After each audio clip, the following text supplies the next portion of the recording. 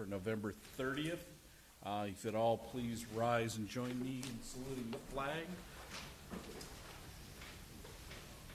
I pledge allegiance to the flag of the United States of America and to the republic for which it stands, one nation, under God, indivisible, with liberty and justice for all. Director Curry, would you mind? Okay, if you'd all bow your heads. Heavenly Father, please watch over the proceedings this evening. Ensure that we make the right decisions or the best decisions for our constituents and all those involved. Be with those that aren't with us. Director Freeman, and your name. Amen. Thanks. Madam Clerk. Dr. Arthur Perry. Here. Assistant Secretary Robert Wooten. Here. Secretary Arlene Schaefer. Present. Vice President James Fairman is. We hope in transit. Okay. And President Michael Schaefer. Here. Thank you. Ceremonial matters and any presentations this evening, Scott? No, Mr. President. Any late communications? None, Mr. President. Thank you. Public comments. This is a time and place for any members of the public who wish to speak on items not on the agenda to speak. Seeing no one jumping up, we'll close the public comment section and move to the consent calendar. Mr. President, should we also make a statement that we're continuing the Thank you. special meeting until we'll let that trail when we take up the others? I had that on the tip of my tongue and I just forgot, Counselor. Thank you. We had announced that we had a special meeting at 5:30 for a closed session, and we will continue that till the end of our regular proceedings and have our closed session then. Okay? All right. So consent calendar. Move it. Second. Any discussion? Call for the question. All those in favor? Aye. Opposed? Motion carries 3-0 with one missing and with two missing. Jim's on his way. Okay. We did the consent calendar in your absence. Okay. Public hearings? No public hearings this evening, so Scott will go right to your report, please. Thank you, Mr. President. Before I recommend the board approve transferring and appropriating money for the yard expansion, if I may, with your approval, defer to District Engineer Rob Hamers and go to agenda item E3 so he can give you an update on the expansion. Okay. Rob? Thank you. I'm going to walk up to the podium a little bit easier there so we can talk and explain things. Thank you very much. So here is our current yard right here, 174 West Wilson Street. Here's one of our big trucks pulling in. This is Hitchcrafters over here. There's the Fairview Road, Wilson Street, right, and the post office and 7-Eleven's over there. So what we're trying to do is streamline everything and keep the building where it is and use it for storage. So the first thing we need to do, that's the fuel tank. What we're going to do is there's a driveway right here, and we have a driveway. We're going to close that driveway. We're going to build a wall. We're going to continue this wall all the way down here and all the way along there.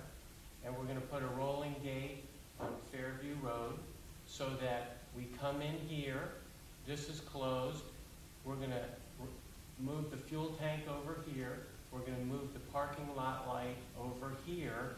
We're going to take the wall down from here to here, and then we're going to drive through this way and out that way. Next slide, please. Question, Rob. What's the setback on the wall? Do you know? The wall will be inside the ultimate right-of-way and inside the planter there. See this planter Right. here and planter here? The wall will be in here. So it'll just be a little bit inside the future right-of-way line so that we'll be legal even when the city ever takes their ultimate right-of-way. They do have plans to put a right turn pocket in here, but that's off in the future. So they would be moving back and putting street in where I'm showing here. So What effect on the landscape I mean, I'm sure we'll get some pushback from some folks if you remove those trees. We're not planning on removing the trees. We're gonna put the block wall from here, right along that curb line to there, and right along that curb line all the way to the end. Eventually, when the city puts that right turn pocket, will that affect that landscaping? There'll still be plenty of landscape. So the landscape is staying, and it's on the outside of our wall. So to show you how big these trucks are, there's a waving right there, like one new slide. So you can see this truck, there it is. Whoa, Nelly, that's big, 2-axle, and it is gonna make this turn, and we checked it out. So like I said, we're removing the wall from actually right there, all the way to here. So next slide. So next slide. Okay, so that was a quick look at the pictures for starters. This is, why don't we go back Rob, a couple? Yes? Rob, I had a question. Where are the generators gonna go? The generator for the yard is over here. By the corner of the But are we building. gonna be able to put our others from the city? Yes, yard? we'll have the whole inside, of this property. And if we need to remove the building, that can be done.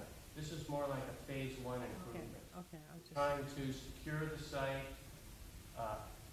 stop any kind of vandalism, make it usable for us, so we're doing the leanest amount of work we can do. So once again, the scope of work was move the fuel tank over here, move the light over here, take down some of the wall, and put a new wall all the way over there and a sliding gate over there. We were going to put a fire hydrant in here. The water district finally said, okay, a fire hydrant inside for ease of adding water to the trucks, because they do have to fill up at hydrants. However, the cost just for the water improvements looked to be about $30,000. So we think we probably don't need to do that right away. We could do it in the future, because even when we put this wall up here, we could just put the water line right under it without damaging the wall at all. And we wouldn't be redoing anything that we're doing now. So we did an engineer's estimate for the cost, and the approximate cost for everything I just described, excluding the water improvements, was about $100,000. It's about $30,000 just for the fire hydrant, because Mesa Water has such a big backflow device, and they wanted us to meter the water. They're now making everybody meter their water. So that's the scope of work. We'll be closing this driveway, as I said, and then we'll be continuing this rock right here over where this driveway is. We're going to keep the rock going up until that curb, and then the landscape starts. So it should look very nice from the front. How's the on the Hitchcrafter property? How's the surface? Are we okay with all that? Yes, it's asphalt. Right. We'll find out real fast, because That's we'll what be I'm driving over it, and the turning movement, that little twisting, that torsion of the wheels on the asphalt wears things out the fastest. Okay, so let's run through the plans just to show you what it took. So this plan is by RBH. So keep going, just to show you how many sheets of plans we had. Next slide. Okay, next slide. That's a topo, that's what's out there to begin with. So keep going. Just breeze through all these plans. This is civil engineering work, that's additional topography. There's the wall we're putting up. That's a cross section. Shows the new pavement. We have to put a little bit out there. There's the relocated fuel tank. The generator's over here. This fuel tank, okay, hold it right there. Fuel tank's going from there to there. The light is going from there to there. Here's the wall that's coming down right up to where they have a back security gate. Is that fuel tank, Rob, completely above the surface, or do we have below ground? No, it's completely above the surface. And one of the things we had to do was have new structural engineering for the foundation for this, has to go there. Electrical engineering and structural engineering for this light to go over there. So we have like 13 pages of plans just for that little bit amount of work. That's the same number we had for putting in the President Force Main, which went all over town. Oh, my gosh. Keep going on the slide, please. Thank you. Rob, can't the thing go up in the corner, or What's the thing? the fuel tank? Well, okay, come back down a little bit. Yeah, there was, want to go this way, backwards? Going up or? Down. No, we're going. We want to go up. Up, and away. Or it's taking long to move. Yeah, it is. Well, I then, think, we'll just stick with this Ah, point. it doesn't make any difference. No, we'll just, keep going. Couple more. Director Schaefer, I think right there, that picture answers, there's this grates on either side of the structure for the hitchcrafters, and there's plenty of room to put the generators back there. But, yeah, behind. And it's already locked, so it's locked within locked, so it's kind of nice. Yeah, and that, we're putting the fuel tank here because there's a big planter back here that has the trash containers. That's what? The Roll off. roll-off trash containers. So instead of, and there's a requirement that this be 15 feet from a property line. Okay. So we didn't want to be 15, we got to be 15 feet away from that. Yeah, I okay. kind of like the idea of it being further away from that wall, since that's an Edison substation right Yes, next it to is. fuel and Want to go substations this way? don't Can you mix. scroll that way, please? Right, Bobby? A little bit more, and we'll be able to see the Hitchcrafter's property. The Yeah. other way. It's all the way. Just got There off- you go, right She there. just got off vacation, Rob. Yeah, those Hawaiian time. So there's the Hitchcrafter's building. Hitchcrafter's building right here. We're remodeling all these planters in here. This is our wall, and there's the sliding gate. And we're gonna have some pilasters on the wall, and reformat the planters so it all fits here. Right now, the water drains through here somewhere, and we will allow it to remain that way. Here it is right Rob, you couldn't go straight out on the Fairview, or is there there. future? Right here, Yeah, is there we're future too close to the intersection. Okay. We would never be able to get, in and out? well, actually, I'm sorry. This is Wilson here. No, I'm sorry, this is Fairview Road. Yeah. It's a right turn only this way. If we get a Yeah. right turn here, then we're too close to the intersection. Okay. The end of it's right here. Okay, I get it, yeah. And we did meet with, Scott, Lindy, and I met with transportation, engineering, and planning, and I met a couple more times with them. All the plans are approved, project's out to bid opening is in a couple weeks or so, and, we're asking for funding tonight. So, I think it was a very good move to buy this yard. The chances of having the adjacent property become available is fantastic. And we took advantage of it, and we're putting in the least amount of improvements to get it up to our standards for use for a while. Rob, wouldn't it be wiser to put that fire hydrant in now? Because it's only gonna get more expensive Okay, as time goes on. The fire hydrant, can we go up some more? Yeah, keep going. Whoops, too far. Just keep going down a little bit here. The fire hydrant's down here. Go down a little bit. Keep going. Keep going. Okay, there you go. So this is, the water main is down here in Wilson Street. This is the proposed water line right there. This is the whole fire hydrant, the fire hydrant's up there, those are the backflow device and a meter and everything. So, I'm sorry, the fire hydrant's gonna be here inside the wall. This is all one of those big things that goes like that, and it's got all these big valves on it. Backflow preventer. So, yes, you bring up a very good point. Scott and Wendy talked, and they're trying to do their due diligence by keeping the costs as low as possible. None of this was budgeted. I think a fire hydrant is, I think it's a good thing to have. As I mentioned, we could put it in later, or we could put it in now. The job is out to bid, even though we're asking for funding tonight. When Scott decided it was a little too expensive, the project was already out to bid. So what we did was we sent out an addendum to make the project, all the bids will be totaled for everything but the water improvements, and we'll award on that. And then we can decide whether we want to add the water improvements, because it's a separate bid item. So we'll see when the bids come in, what the prices are. Is that the future left turn lane there? Here's the ultimate right-of-way right there. Whoops, I'm sorry. Yes, it is. But I missed it. So This that- is the ultimate right-of-way. Here's the current right-of-way. Yeah. Here's the ultimate right-of-way.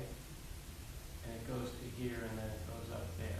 Yeah, so that thing that we put in the backflow preventer for the water line would have to be moved in the future if we did it now. Well, yes, it would have to be moved outside of that area Yeah. into here. What we could do is, we could revise the plans before this is built, when we're gonna build it, and actually, now that you mention that, connect it over here and go in the planter here and put all this stuff in here. Yeah, the trucks have a place to get water now. Well, Mesa would require us to put in a meter, and they charge a lot. And they're gonna check the meter and see how much water we're using. But that's really immaterial, because we have free rein to open any of their fire hydrants and fill up our trucks, which we do all day long wherever we Yeah. are. This would just give them an easier way to have water when we're not out on the streets. Currently, when I think we should leave it out now and, think about it. Okay, well, we'll know the Currently, when- cost. I'm sorry, go ahead. No, Currently, when they fill up the trucks, they just go to a meter and fill up. they don't use a meter, they just I go to meant a fire hydrant. Yeah, I'm sorry, I meant hydrant. If we go to this now, they're gonna meter us and charge us. Well, there may be, Yes, probably, yes. but we're not gonna fill up every time here. We'll fill up one time here, but when we're on the road, we're not gonna drive back to the yard to fill up at this meter so they can see how much we're using in total. Good call. So finance staff Where we thought that get- it was where there's a unnecessary hydrant, they just at this fill up. time because they would charge us a We don't lot need for one. it. Just having it, and then the water usage, which we do get now free when we use it in other That's- places. That's kind of what I was Plus, thinking. they would only fill up at the beginning or ending of the day, once a day each per truck. But when they're out in the field, they're gonna use the closest meter. So it seemed What's the time? like an added expense, and the whole project, without having the bids in, was costing more than we originally thought it was going to when we purchased the property. So due to some additional city requirements, so we needed to cut costs, so the general managers thought the water would be a I good take it, place to. I take it a spigot and a garden hose wouldn't fill the trucks up. Start off with I California. agree on that. You Not you to- brought up a good point. If and when we build this thing, we're gonna move this over here, and we're gonna angle it that way, and put it right there, right inside the right of way, so we'll never have to move it again. Yeah, And then we'll just move the fire hydrant right Yeah, there. if we need to. yeah. Other So, Scott has a report on requesting funding, and then we have bid opening in a couple weeks or so, bring the results to the next board meeting, and then you'll see how much the water improvements are. And there we go. Move approval? Well, Scott's gotta give a Wait. report. You're moving for approval of the funding Yes. under item D1, right? Yes. Yeah, so now we got to go back to D1. And so what staff is recommending is approving a transfer and appropriation of $147,800, and that is all inclusive. That includes designs, which is civil, structural, and electrical engineering, includes a 10% construction contingency account, includes expenditures for plan checks and permits, as well as contract administration. So that's all inclusive. Sounds like But we no water. No water. Sounds like we have a motion. Is that I'll second Yes. it. discussion? Anyone from the public wishing to speak on this matter? All right, seeing no one, I will call for the question. All those in favor? Aye. Aye. Opposed? Motion carries 4-0 and 1 absence. Okay. Thank you, Rob. Good presentation. Scott, thank you. When is it, how long is Hitchcrafters going to stay in that location? December 31st is their last One day. more month? He's starting to, I've noticed he's starting to get stuff out of there now, so. Okay, item D2. Yeah, yes, thank you, Mr. President. So this item about a mobile restroom program for the homeless population was discussed by this board at your November study session. And you might recall the board tentatively approved staff's recommendation of appropriating $50,000 to purchase mobile restrooms. Since that meeting, staff has done some additional research, and we found some additional information we thought it was very important to share with you tonight. As you can see, the recommendation is a little bit different than what it was a couple weeks ago. The cost has gone down. We are now recommending appropriating $21,500, and that is to rent a mobile restroom instead of purchasing them.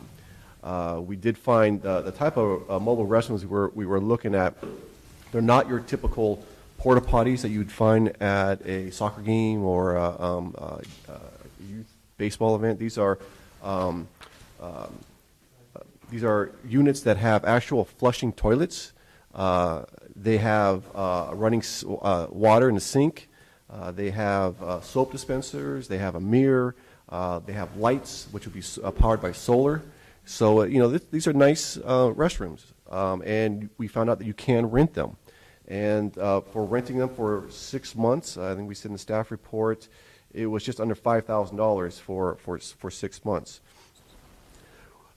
We also, at our study session, we mentioned the programs, what they call a pit stop, at a couple of cities, at San Francisco, Sacramento, and Miami. And with Gina's assistance, we reached out to representatives of those cities, and we picked their brains on how they felt the program was working. And basically, San Francisco and Miami, they both said the program has been very successful. That's why San Francisco has expanded their program. Miami is also considering expanding their program. Sacramento had a little bit of mixed reviews. Where the restroom was placed, they did see improvements in the neighborhood, but they didn't see improvements in other parts of the neighborhood. With that said, even though they discontinued the program, they're looking at bringing it back. Most likely they'll bring it back and probably looking at other locations.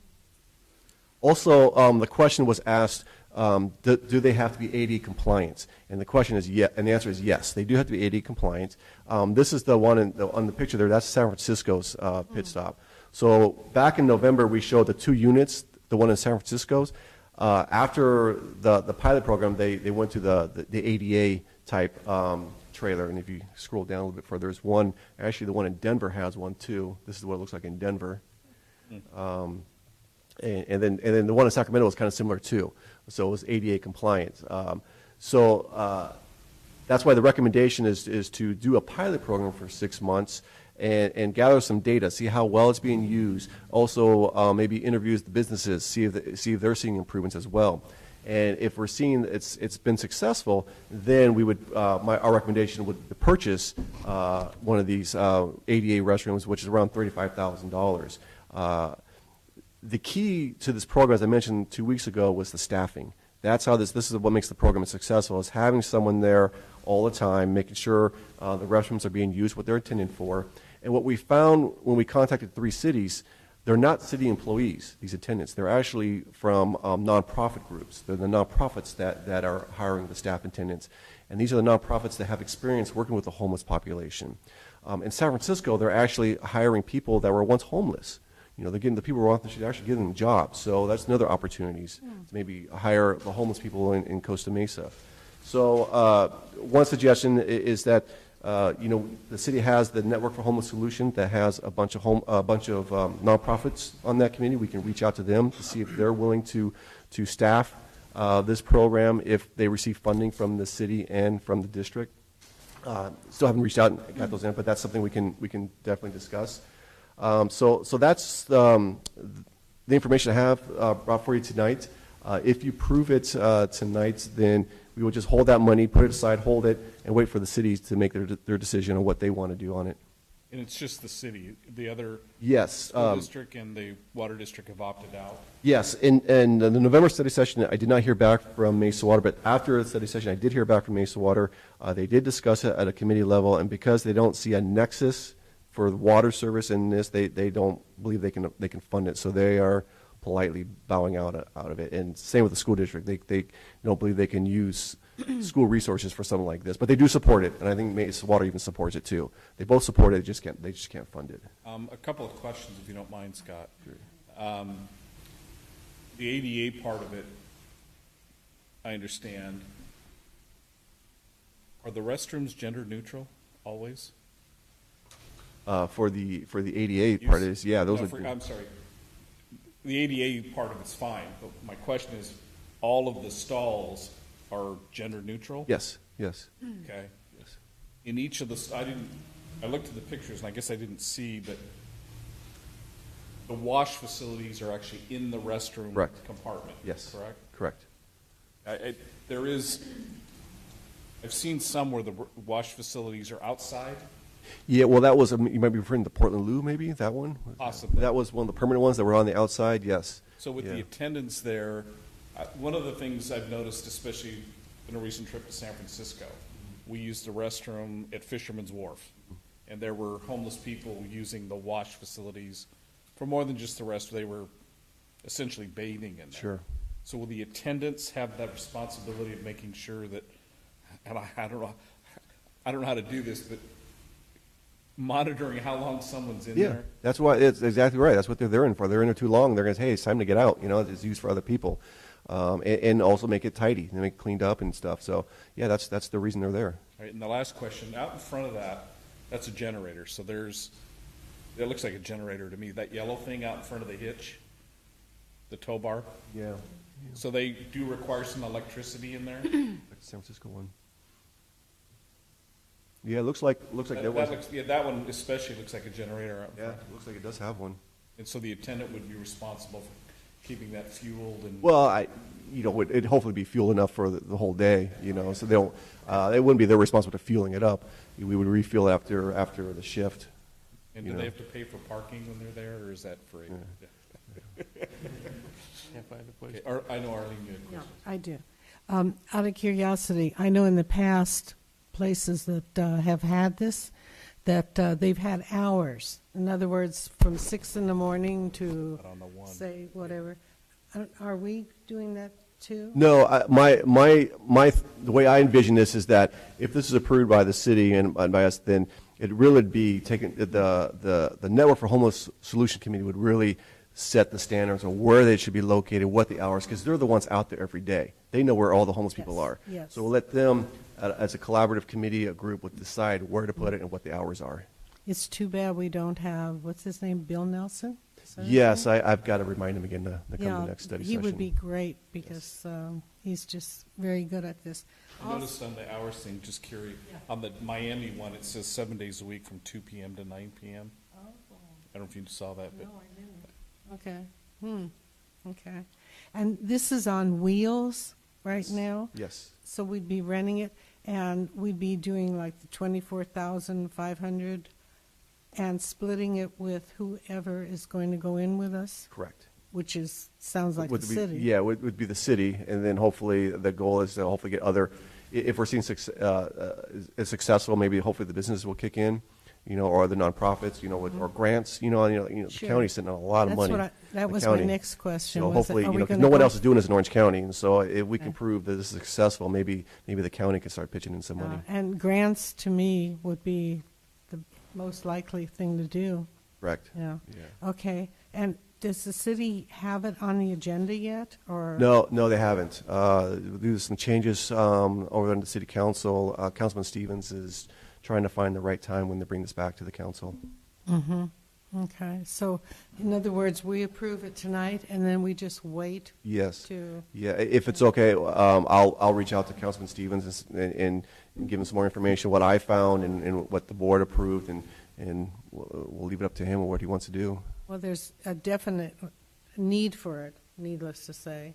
And I know, even going to one of those homeless meetings at City Hall, or whatever you call it, it's just, at that time, I think it's fantastic that they can put that together and that we could help them Yes. and kind of be the brains behind everything to Right, get yeah. things going. I'm in favor of it. I got 3 quick questions. Okay. One, is this cost for 1 unit? Yes, for 1 year. Second, do they get moved daily, or they stay there for a period? No, they'd move, they would stay there for whatever the amount of hours, like say it's from 2 to 9, they'll say that one location, at 9 o'clock, it's brought back to the yard. Our yard? Our yard or the city yard, and that's where it'll be serviced. It'll be restocked with paper, water, anything, whatever kind of maintenance it needs. That's part of that cost, that $21,000 cost. And my third question, does the city know that this new cost factor? I did mention it to Tom Hatch. Yes, I did mention to him. Yes, Is it for 6 months or 1 year? it's for 6 months. Any other questions? Okay. Anyone from the public wishing to speak on this item? Okay, seeing no one, I'll entertain a motion. I would like to approve the $24,500 for a pi- 21,000. 21,000. 21,000. Oh, it was some of it I thought it was for me. No. I'll second it. Anyway, yeah, to approve that along with whoever's going to go in with us on it. Contingent upon the city. The Yes, city. yes. Before we take a vote, I just have a quick comment. I want to congratulate Vice President Ferryman on his effort on this. I mean, he was the one that brought it to us. Those of us that know Jim Ferryman as well as we do know what a pretty good spirit he is, and this kind of humanitarian thought is really, I think, progressive for what's going on with the homeless situation. And I just personally want to thank Vice President Ferryman for the effort in bringing this to us to let us be able to do this to help people. So, Jim, thank you. And Well, Mike, I appreciate that, but this isn't going to go away. I mean, this is a baby step. yeah, And, but it is a baby step that we need to do. And I was at the OCOG meeting today, and it was basically, we talked a lot about, this whole thing, and the county and all the cities are very aware of this, and they're reacting big time. So I think this step is a baby step for us, but we'll just have to wait and see how it plays out. they always say the first step in a journey is the first step. Exactly, And yeah. I think you bringing this to our attention, it may be a baby step, but I think it's gonna make a huge difference, so thank you again.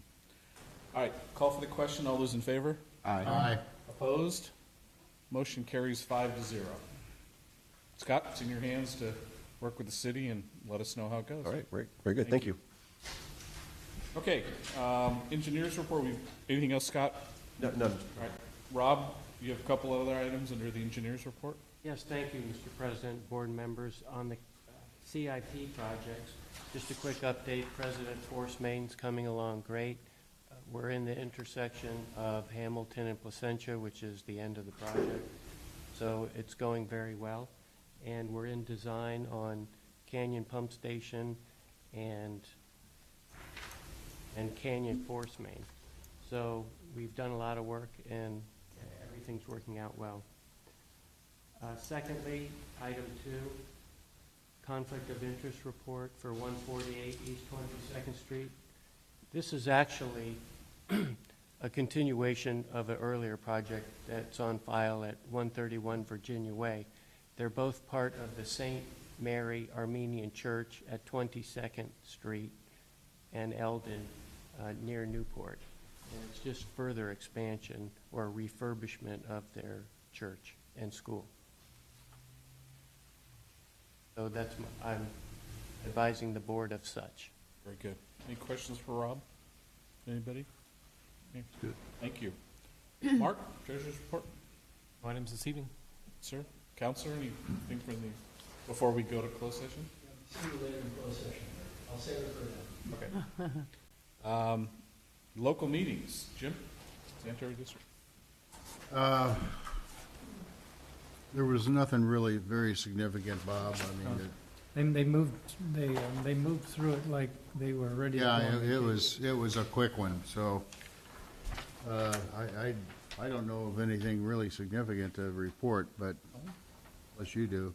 Well, you know, the state of the district breakfast a couple of weekends. Oh, that was, They did a very nice job with that, and it was, well done, you guys. yeah, there's probably, 150 people there, and it was, Your chairman's quite a comedian. I don't think he can keep up with Hooten, but he, yeah. Can I make a comment on that? yeah. Their mission is almost exactly like ours, which I thought they probably took from us, and I brought the pamphlet and information for you to look at. But I thought it was a great session. It was a good meeting, really good meeting. Okay. Sarfa? Hey, Jim and I attended the meeting last month, and they talked about, well, Jim O'Connell from Washington said that the continuing resolution is not going to be done until the December 8th, when the budget comes out from the federal government. Hopefully it's December 8th. We're not sure yet. But they're saying that there's $40 million that will be more than $40 million for the final, for 2018, because the continuing resolution was 40, but they're going to be getting more. And the LA office is going to be in charge of the funding for the study for the Westminster and East Garden Grove Channel. Even though it's in Chicago right now, they're still going to be in charge of it. And then Reach 9 is under construction. That's where the railroad bridge is. Reach 10 and 1 are completed and are being released. And once they get all of these things completed with the reaches, they're going to be able to release 30,000 CSF of water when completed. And they have a high priority on the Westminster East Garden Grove Channel. So that's what's basically what was talked about. Okay. And I have the flyers and information if you'd like to look at that, Alan, because I know you're involved with the Fountain Valley area. Thank you. Independent Special Districts attended the executive committee meeting on the 7th. Several items of interest. Under the minutes, there was, and I didn't catch the whole thing, but President Fissler asked that the minutes be amended to remove the word takeover. Apparently they were talking about some kind of consolidation, and the word takeover was put in the minutes, and President Pfister asked that the word takeover be stricken from the minutes, which it was. Interesting discussion on member dues. ISDOC had the dues to OCOG reduced significantly from 5,000 to 500 or something. So there's a lot of money in the ISDOC treasury. So they're looking at cutting dues for everyone. We took action to reduce the dues to the affiliate members, the business members, people that aren't special districts. And there was some discussion about reducing the dues for every member to $50 a year. I think we pay $1,500 a year, or no, it's not that much, whatever it is. So that's being discussed. Ongoing discussion about nonprofit status, and the president of the committee said that of the 7 lawyers I've talked to, none of them said we had anything to worry about. I'm not sure what lawyers are being talked to, but nonprofit status with special districts and other agencies are being looked at pretty heavy by both the IRS and the state board. So I'm not sure where that came from. The January 25th quarterly meeting, they're entertaining getting someone from LAFCO to speak.